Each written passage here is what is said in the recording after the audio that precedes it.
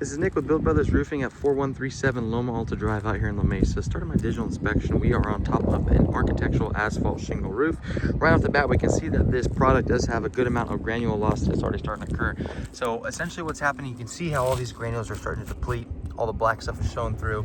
And then from this side, if I turn around, you should be able to see the shininess, right? And so that shininess, that is all the fiberglass that is exposed. So what's happening is, as this product ages, the oils on this asphalt shingle start to evaporate and the granules start to deplete.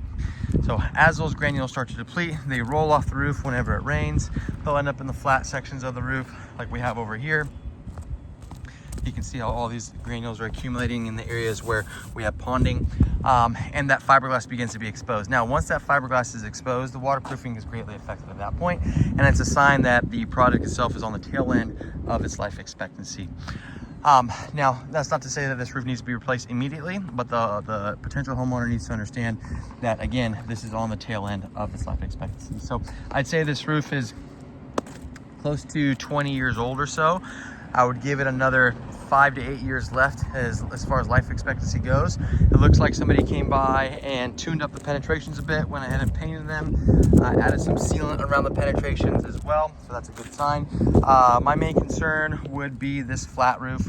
We can see that we have a lot of ponding on this flat roof section. You can see that the majority of the roof is starting to come up along the edges. You can see how loose all that is. Every time it rains, you can see how water's been getting stuck underneath these portions of the roof. The product's no longer adhering to the drip edge. It's starting to loosen up at the seams as well. You can see how these seams are starting to loosen up also.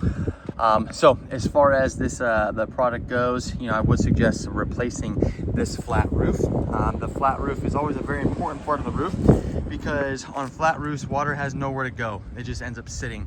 And on a flat roof that isn't in good shape, then that water ends up sitting on the roof itself, just like it's doing over here, just like it's doing over here, and all these areas where it's very loose. And that water will end up finding its way into the property. Whereas on this slope roof, that water will flow freely off of it.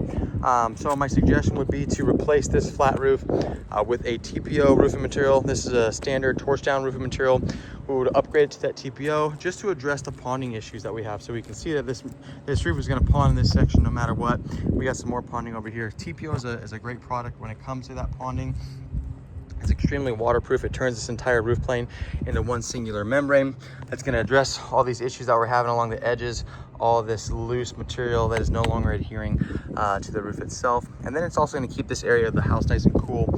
It's a highly reflective material, so it's going to reflect a lot of heat off of this roof too. So as far as the overall condition of the roof goes, like I said, you should have another 5 to 8 years left in it, depending on the maintenance that's done on this roof. But I am going to suggest that they go ahead and replace that flat roof.